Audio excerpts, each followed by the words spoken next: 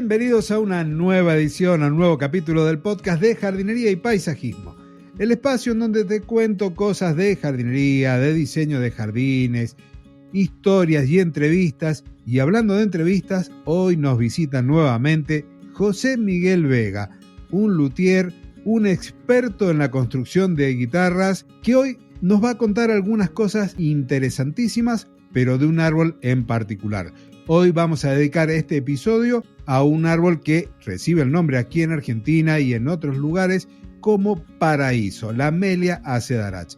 Yo te voy a contar un poco sobre sus aspectos botánicos, pero nuestro invitado te va a contar cómo es esa madera en un instrumento. Bienvenido, José Miguel.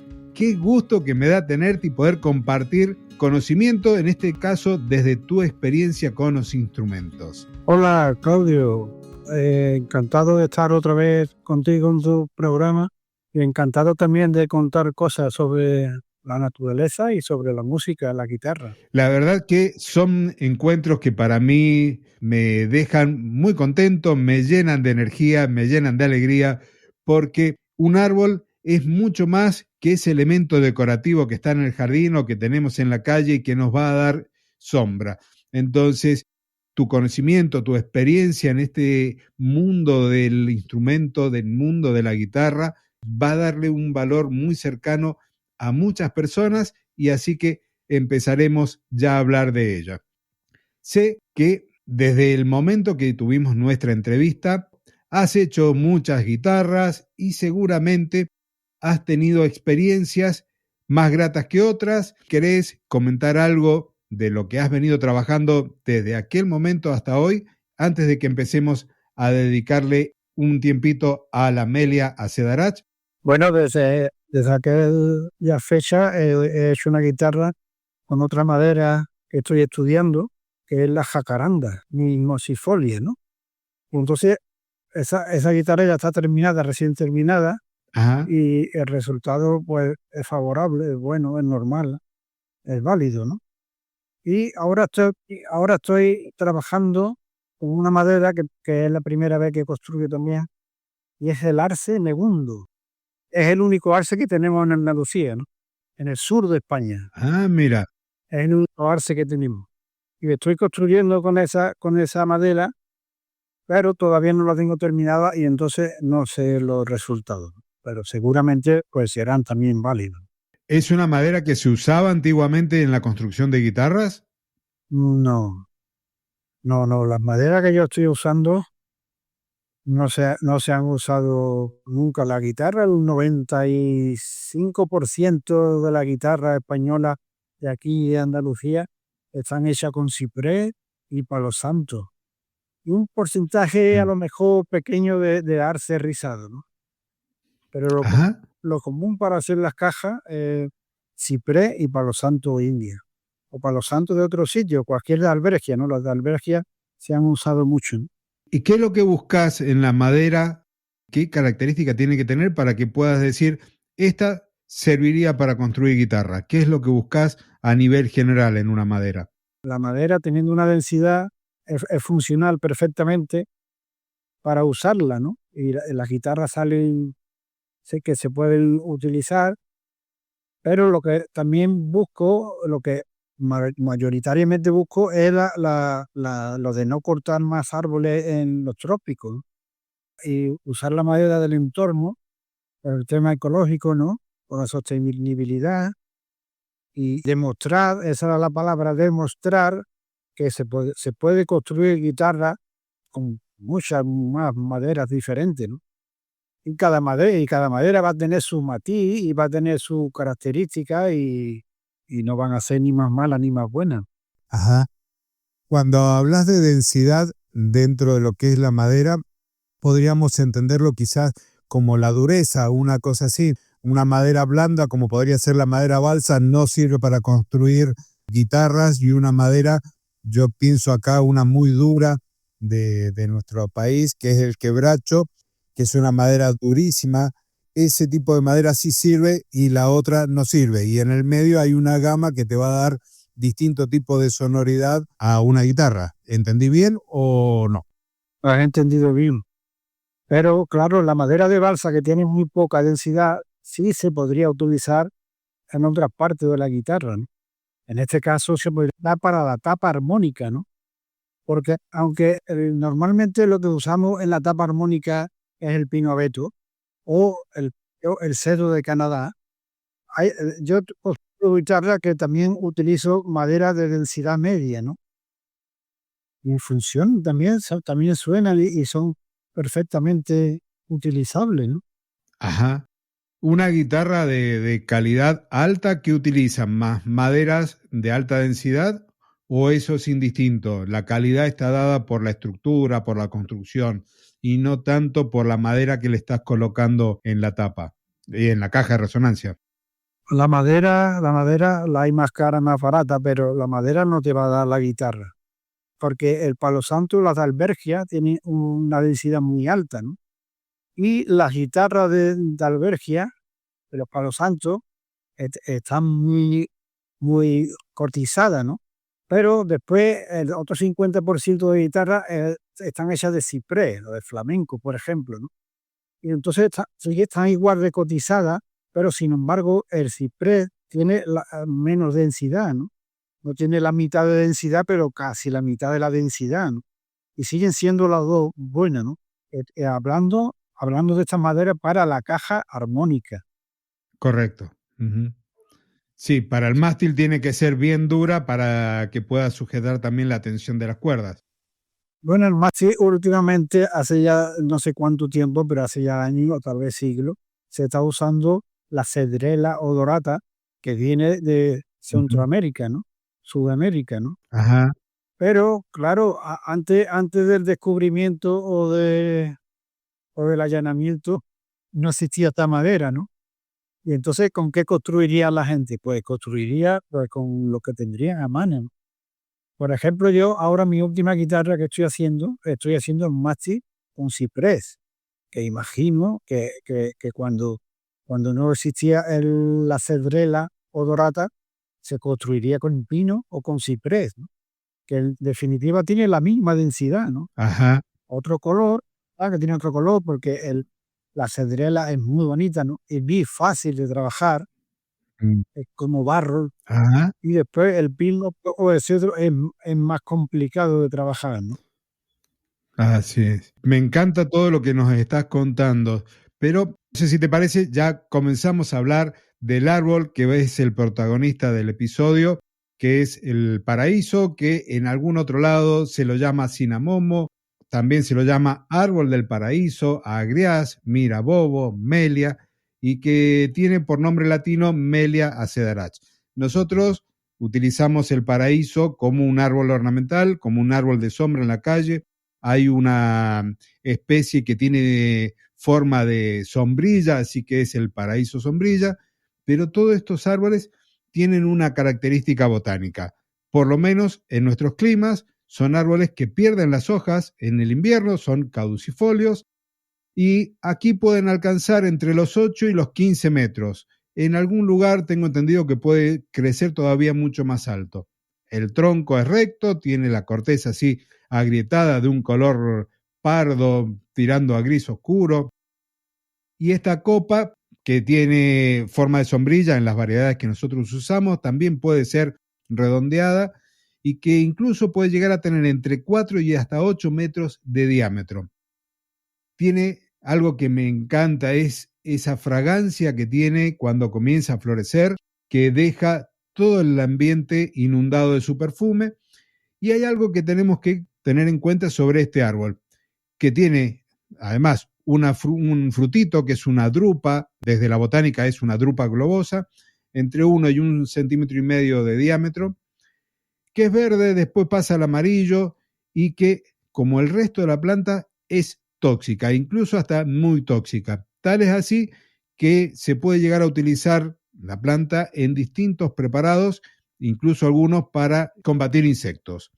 Así que esta es la planta que vamos a trabajar hoy, esas son las características botánicas que nos entrega además una madera y otros elementos muy atractivos para nosotros. Y ahí entra mi primer pregunta, José Miguel.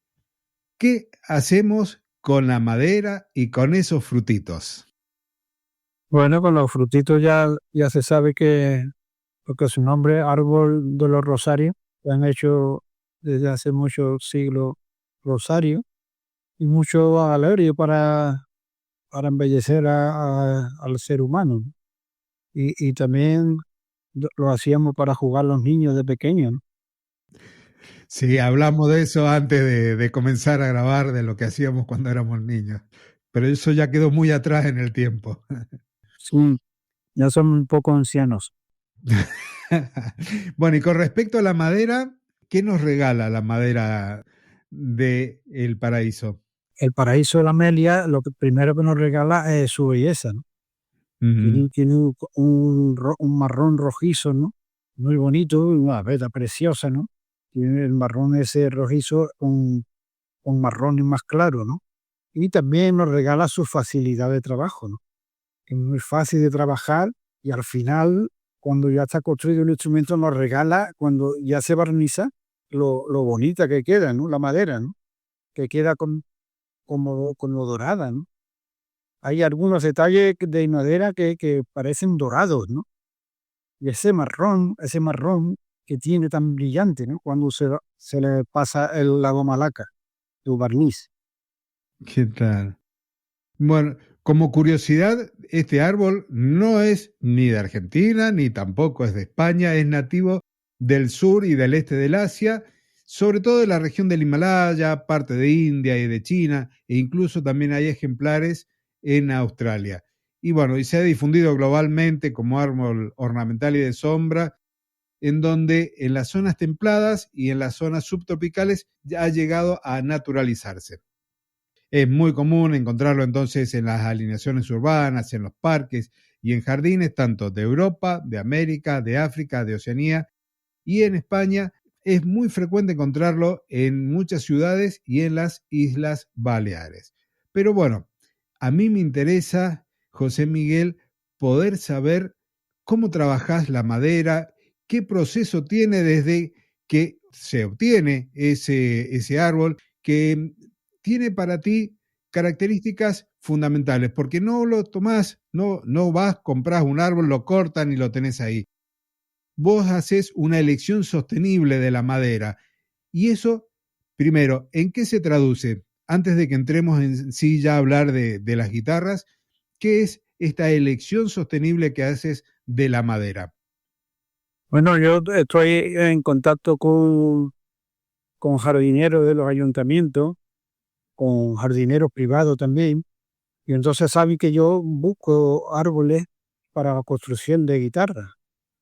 Y entonces cuando ellos tienen que sacrificar un árbol o el árbol se cae o diferentes problemas que puedan tener los árboles, las quejas de los vecinos, las obras, entonces yo voy y recojo los troncos que necesito, ¿no?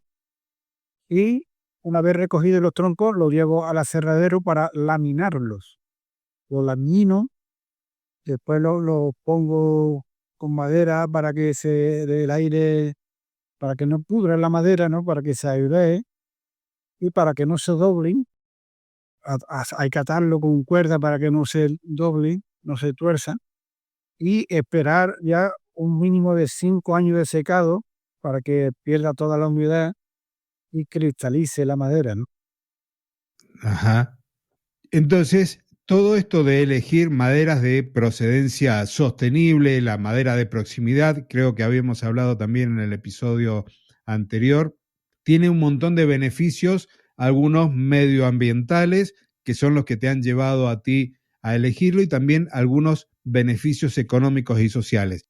¿Quieres comentarnos cuáles son esos beneficios medioambientales que a ti te llevaron a elegir este tipo de procedencia de madera? La madera de proximidad minimiza la necesidad de transporte a larga distancia, ¿no? Esto sí significa menos emisiones de CO2 asociadas con el envío, lo que contribuye directamente a la lucha contra el cambio climático, no cortar las maderas exóticas y no tener la huella de carbono tan grande que deja el transporte, ¿no? Aparte de conservar las maderas tropicales, ¿no? Bueno, sí, me habías comentado de árboles que están como muy amenazados respecto a lo que es su tala para usarlo ya sea en muebles o en guitarras. Y con respecto a los beneficios económicos y sociales, ¿qué podrías destacarnos? Bueno, pues el cortar aquí el material significa da trabajo, ¿no? Da trabajo a lo del transporte, da trabajo en aserradero, da trabajo a peones que tienen que transportar, ¿no? En definitiva, se queda el dinero aquí, ¿no? Correcto. Ajá. También estabas trabajando, recién comentaste sobre una de las especies, como investigando y tratando de desarrollar nuevas guitarras a partir del uso de maderas alternativas. Básicamente yo construyo ya con madera alternativa, madera sostenible, madera de proximidad. Son maderas que yo recojo aquí en el entorno, ¿no? Muy bien. Bueno, hay un montón de maderas que estás utilizando para las guitarras. En algún momento hablaste del cedro, de la tipuana, y hoy le dedicamos entonces este episodio a la Melia Acedarach, al paraíso, y me gustaría entonces que nos cuentes todo ese proceso que vas haciendo, que vas siguiendo con la madera, cómo cuando construyes la caja de resonancia, las tapas, cómo haces coincidir las vetas para que formen un diseño, si esa madera trabaja, y cuando digo trabajo es pensando como le llamamos aquí, que tiene que tener cierta estructura que lo sostenga para que no se revire. Cuando nosotros hablamos de revirar es que la madera se empieza a torcer, a girar sobre el eje de las mismas vetas, que yo no sé si lo hace el paraíso. Y bueno, me gustaría que te imagines, tenés la madera ya seca, 5 años de secado, que me parece muchísimo tiempo cuidando ese trozo de naturaleza que va a formar tu instrumento. Y a todo esto, no sé si se logran los mismos resultados en un secado, en un horno, pero bueno, la idea es que nos cuentes todo el camino que hace esa madera ya estacionada dentro de tu taller hasta que llegamos a esas guitarras maravillosas que construyes. Bueno, la Amelia tiene muy fácil trabajo, ¿no? Es muy agradable trabajarla. Es muy estable, no se Ujú. revira, no se tuerce, ¿no?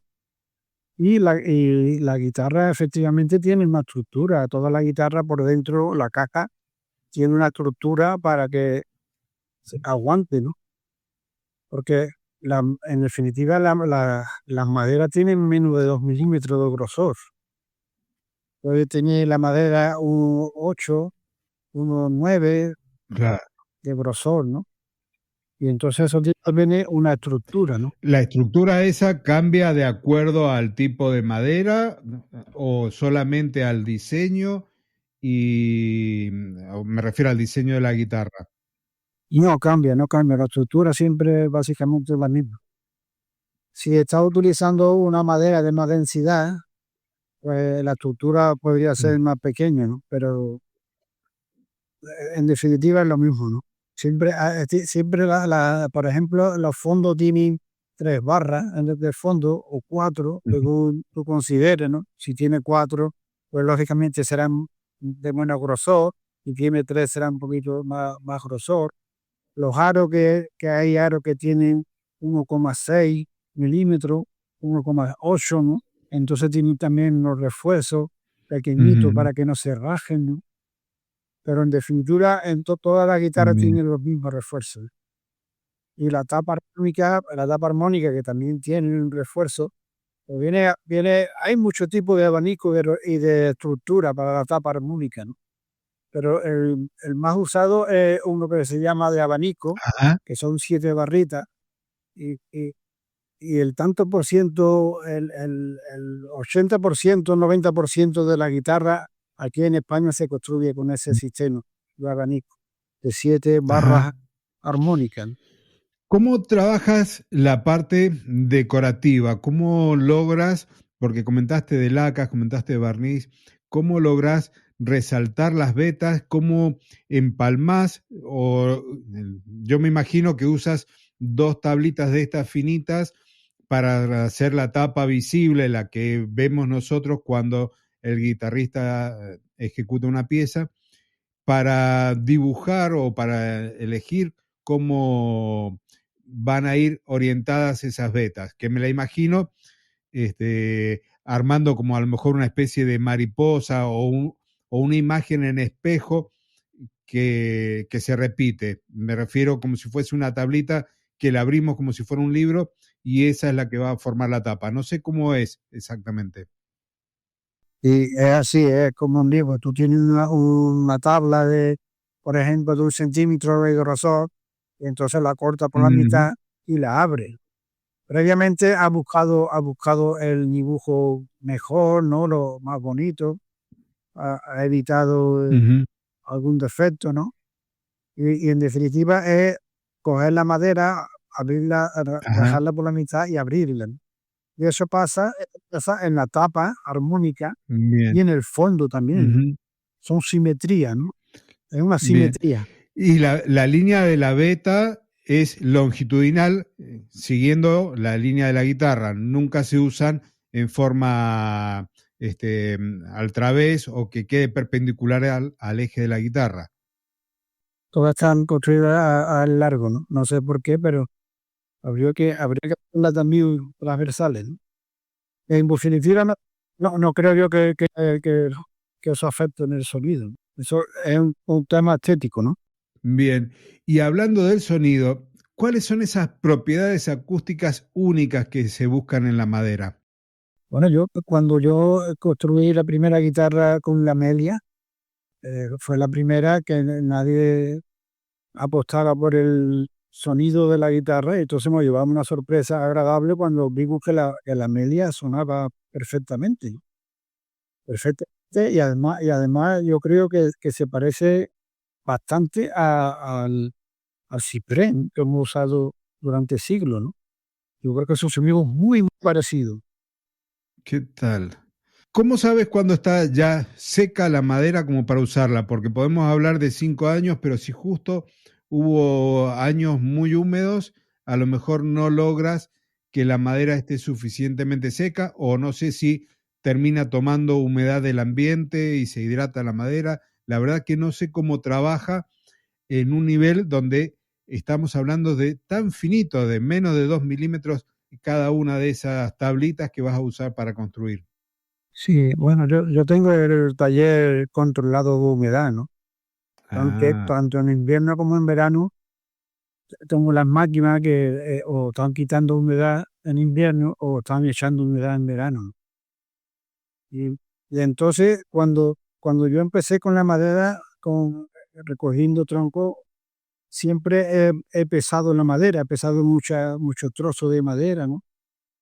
Lo he apuntado, ajá, y al paso de los años que tú recuperas una madera, ¿no?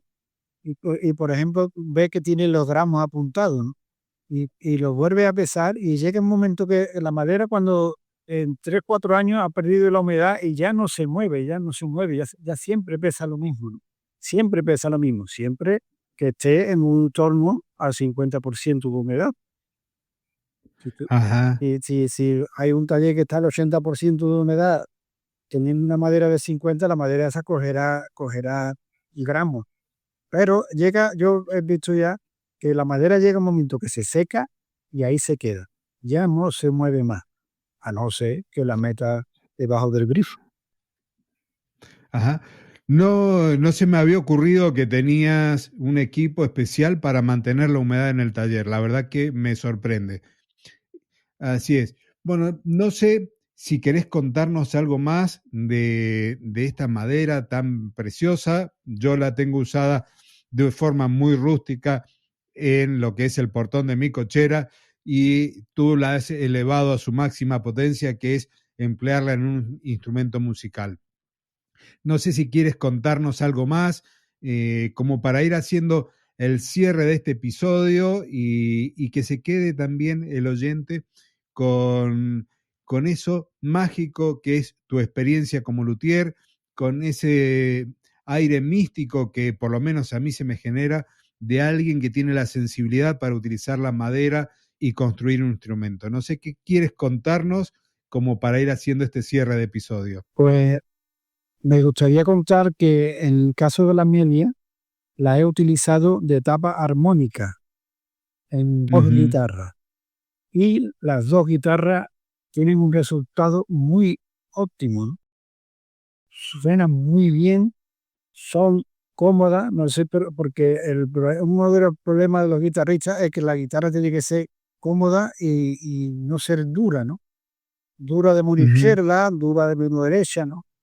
Y entonces estas dos guitarras que he hecho, la caja y la tapa armónica con Melia, el resultado ha sido muy bueno, ¿no?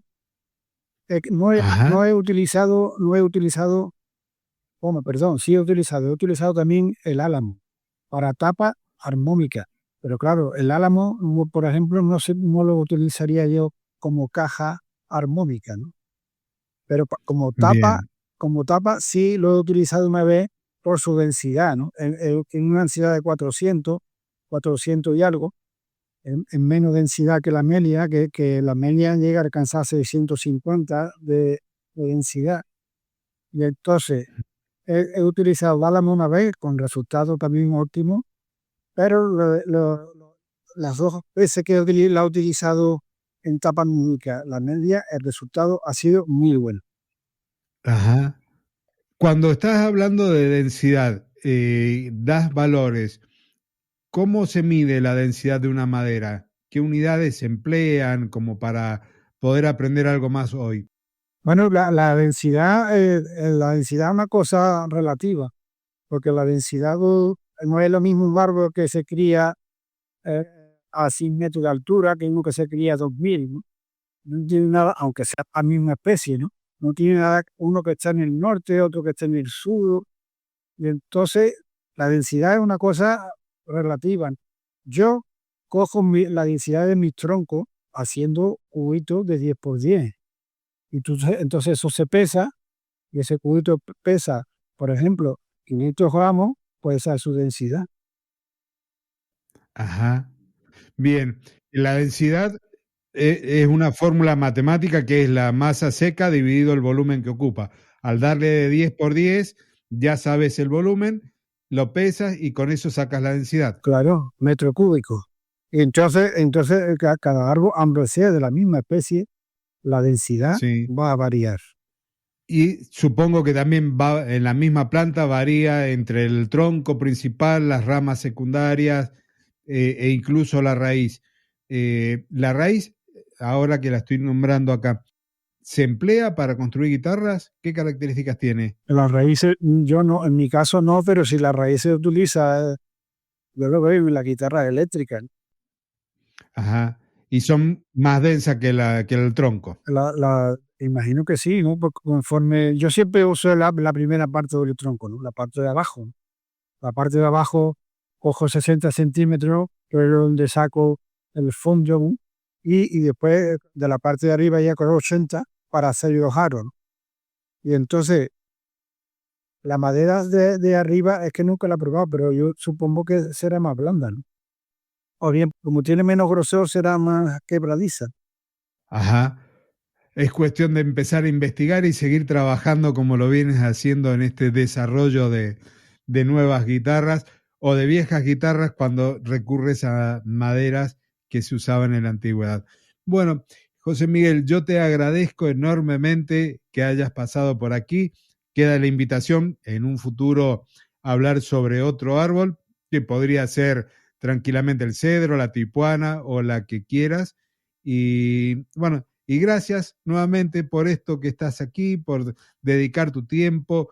Sé que en este momento tienes ahí trabajando también un estudiante, con lo cual eso enriquece a este encuentro. Así que muchas gracias. No sé si quieres decir algo más, despedirte y así ya hago el cierre del episodio. Pues nada, decir darte las gracias a ti por tu trabajo, por contar conmigo para la difusión de los temas de naturaleza, ¿no?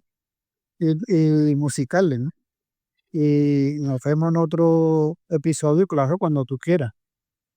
hemos hablado con José Miguel, me va a mandar algunas fotos de esta madera y de la guitarra para que yo después la ponga en la publicación mía de Instagram.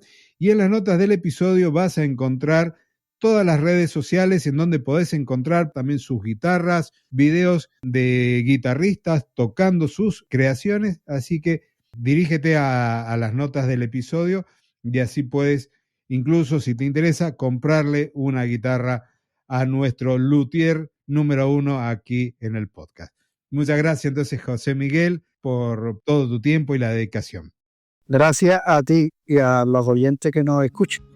Con esto entonces damos por finalizado este episodio. Espero que te haya gustado. Compártelo, valóralo y, por supuesto, dirígete a conocer las guitarras y a comprarle a José Miguel, que es nuestro luthier número 1. Hasta el próximo episodio y muchísimas gracias.